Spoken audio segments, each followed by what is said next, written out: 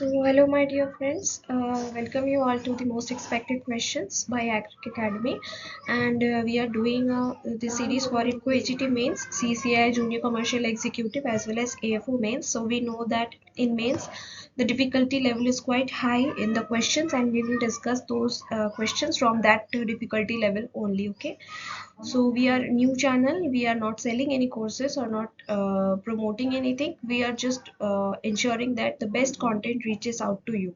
Okay. And it helps in getting your fair chances in all these competitive exams and ensuring a job, right? So let's start today's session. The first question is, which enzyme initiates nitrogen fixation in legumes and is irreversibly inhibited by oxygen in its active form?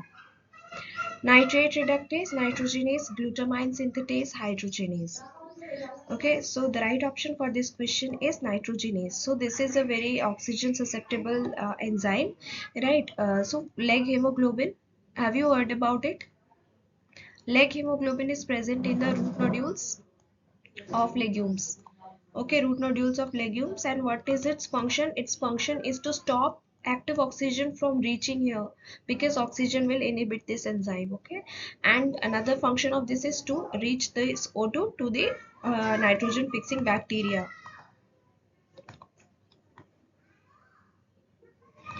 Right, so option number B is the right answer for this question.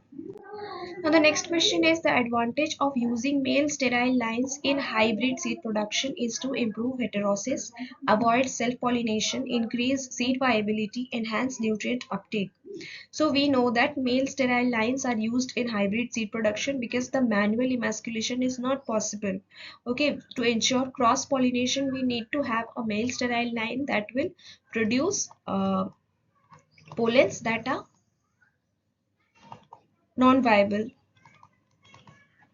or basically sterile, non-fertile. Okay, sterile pollens, although they are produced but they cannot fertilize. Okay, so option number B is the right answer, to avoid the self pollination so that cross pollination can happen and we can introduce our desired trait into the female lines. Okay, so option number B is the right answer. Next question is, which irrigation method has the highest water use efficiency but is not suitable for saline water use? So from the first part only you can answer it, ki highest water use efficiency in which irrigation method it is? It is under drip irrigation, right? So drip irrigation has the highest water use efficiency, and it's not suitable for saline water use. So can you tell me which one is suitable for saline water use? It's sprinkler irrigation. So because sprinkler irrigation, what happens, it is responsible for foliar spraying, right? We have seen that here is a sprinkler and it sprinkles water all around the crop. So it's basically the foliar irrigation method, क्योंकि ये leaves पे आती है, and it does not affect the soil, the roots directly. Okay, like drip irrigation, क्योंकि हम जानते हैं drip irrigation goes through these pipelines and they put water at the root rhizosphere zone. Okay, so that affects the, if it is saline water, then it will affect the roots directly and the plant may die. But under sprinkler irrigation, the effect reduces, the salinity reduces to a greater extent than the effective salinity, and thus the plants don't get harmed to greater extent. Although अगर बहुत ज़्यादा saline होगी, if the salinity concentration is very higher, then it can cause various problems. Okay, sorry, this is not the right option is B here. Drip irrigation has the highest water use efficiency, that is 95%, but not suitable for saline water use. Okay, so let us look at the irrigation water use efficiency of the other irrigation methods also. It is 75%. Okay, this borders irrigation, it has ranges like 30 to 40%, and furrow irrigation, it's a slightly more, 55 to 70% of water use efficiency under furrow irrigation. Okay, now next question is that seed testing. In seed testing, the term tetrazolium is associated with seed viability test, seed dormancy breaking, seed germination enhancer, or disinfectant in the germination test. So tetrazolium, we know that it is used in tetrazolium test right? We know that. And why is it done? It is done for seed viability. So option number A is the right answer. Its working principle is that the living tissues will produces hydrogen, and they turn this tetrazoleum into a red color compound called as formazan. So when we treat it with tetrazoleum, we observe that whether it's turning, whether the solution is turning into red. If red staining is visible, then we can confirm that the tissues are respiring. While if it is colorless or white, then we will declare it non-viable or dead cells. Okay. So it provides result between 24 to 48 hours. That is very rapid. And yeah. Limitation of tetrazoleum test that it is not complete substitute for germination test. It does not assess all the aspects of seed quality, but only the tissues are living or not, that. Okay, so option number A is the right answer. Next question is, which Indian cropping system maximizes the land equivalent ratio and resource use efficiency? So rice, wheat, we know that both of these are cereal crops and drain the same kind of nutrients, so this will be incorrect. Right. Then maize, mustard. This can be okay. So we don't know that. Sorghum, pigeon pea. We also don't know that. Okay. Now we talk about sugarcane, onion, and green gram. Just look at these three crops. Okay. We can just do it by common sense. Sugarcane, we know that it is very water intensive. Okay. It requires a large amount of water. And onion is, it can be called as a catch crop. It grows very it has a short duration time. And green gram, we know that it's nitrogenous and it fixes nitrogen in the soil. Okay, so it's a leguminous crop. So we can say that this has the best resource use efficiency, because one is a grass family, one is from the onion is like from these condiments, and green gram is a pulse crop. Okay, pulse crop that fixes nitrogen. So this different, first of all, these are three different types of crops that are different, that have different requirements of irrigation and also requirement of different types of nutrients. This will be the cropping system with a maximum resource use efficiency, right? And talking about land equivalent ratio, so what is it? So land equivalent ratio is basically the monoculture productivity of a particular crop divided by polyculture productivity. Okay, and this can be, suppose if this is a land, and suppose half of the land it's 1 hectare, and half, okay, this has been divided. Okay, so if a certain crop one has been grown here, and crop two has been grown here in different sections. Okay, so this is the monoculture practice. Okay, for this half it's monoculture of first crop, and for this half it's monoculture of the second crop. So there will be a certain productivity for both these crops. So suppose for crop one, the monoculture productivity, whatever it comes, we will put it here, and then the second will be when we will do intercropping or mixed cropping, 1 2 1 2 like that, for the whole 1 hectare of land. We will not divide any section. We will not do monoculture. Okay. So we'll do polyculture, intercropping, or mixed cropping, or be it anything. So then some productivity will come for crop number one. So then we will put it here, and then we will do the same thing for the second crop also. That the mono productivity for crop two, this is for crop one. Then polyculture productivity for crop two, and so on. We will continue this, and then we will get the land equivalent ratio.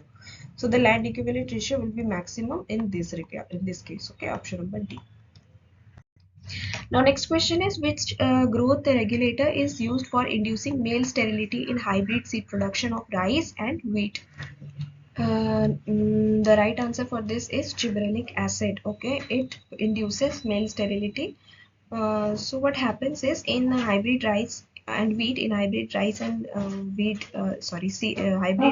wheat seed production, what happens is that in CMS lines, the 10 to 15% of spikelets remain enclosed within the flag leaf. That limits their availability for outcrossing. Okay, so to reduce the efficiency, it reduces the efficiency.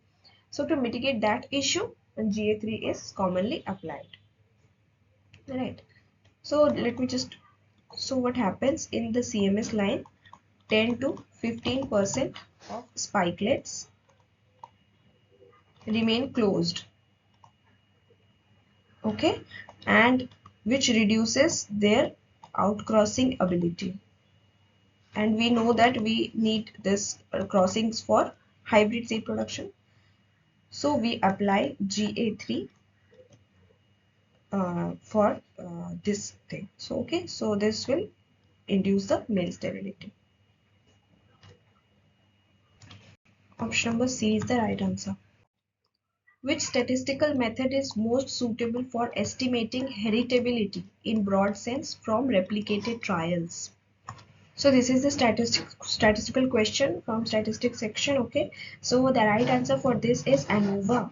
Right, so basically heritability, this heritability can be estimated statistically using ANOVA 1 stage or 2 stage. This estimates ranges from 0 to 1. Okay, and what happens is that this it can be used, can be different values for same traits in the different populations. Okay, so that's why this ANOVA is used as a widely effective method, and it allows for partitioning the total phenotypic variance into genetic and environmental components, right? That provides an estimate of the proportion of variation due to the genetic factors.